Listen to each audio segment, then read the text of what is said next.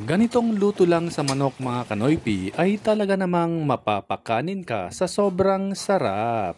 Hello mga kanoypi, for today's video ay magluluto tayo ng ginataang manok na nagmamantika at nanonoot ang sarap. Kung ready ka na, tara na at lutuin na natin. Sa isang kawali magpainit tayo ng mantika. At kapag mainit na ito, umpisan na nating gisahin ang mga aromatics tulad ng luya, sibuyas, at bawang. Gisahin natin hanggang sa lumabas ang aromatic na amoy nito.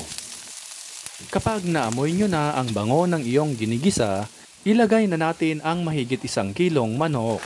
Ipagpatuloy ang paggisa at hayaang lumabas ang mantika nito. Kapag na-render na ang fat ng manok, ilagay na natin ang ground black pepper. Ilagay na rin natin ang soy sauce. Lagyan din natin ito ng half Knorr cubes. Ipagpatuloy ang paggisa hanggang sa mag-reduce ang soy sauce. Kapag nag-reduce na ang soy sauce, ilagay na natin ang kakang gata.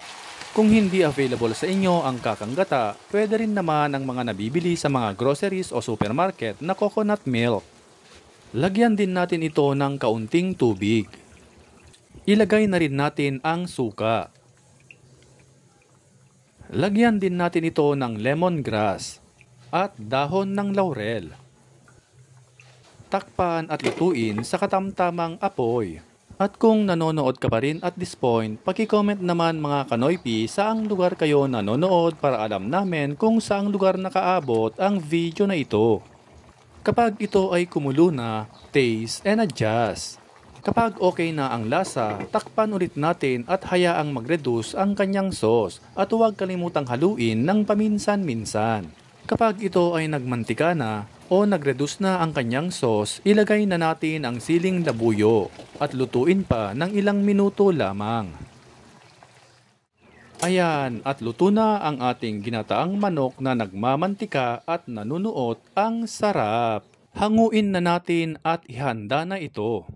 Bagay na bagay ito sa mainit-init na kanin at malamig na soft drinks. Talaga namang mapapakanin ka na naman nito mga kanoypi sa sobrang sarap. Shoutout nga pala kay Ma'am Marcy Arlandicho of Messina, Italy, Sir Limjan Limbaga of Puerto Princesa, Palawan, at kay Ma'am Lynn Pamittan of Tuaw, Cagayan Valley. At sa lahat ng ating avid followers and viewers worldwide, maraming salamat po sa inyong walang sawang pagsuporta at panonood. At kung bago ka pa lamang dito sa aming page, ay mag-follow ka na para updated ka lagi sa aming bagong recipe. Hanggang sa muli!